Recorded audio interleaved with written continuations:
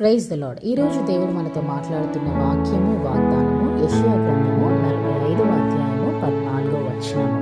నిశ్చయముగా నీ మధ్య దేవుడున్నాడు, మరి ఏ దేవుడును లేడు అని, ఆయన తప్ప ఏ దేవుడును లేడు అని చెప్పుచు నీకు విన్నపము చేసేదను. హల్లెలూయా. ఈ వాక్యం ఎంత మంచి వాక్యం ద్వారా దేవుడు మనతో మాట్లాడుతున్నారండి.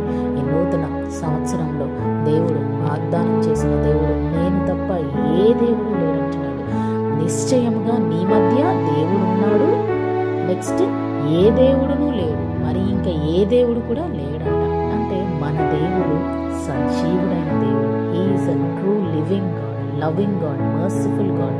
ఆయన కృప తరతరములో నిలిచి ఉంటుందంట. మరి పోయిన సంవత్సరం అంతా ఆయన కృప కాపుదల భద్రత మనతో ఉంచి ఈ న్యూ ఇయర్లోనికి మనము మరి సంతోషంగా హ్యాపీగా అడుగు పెట్టామంటే it's only because of his grace.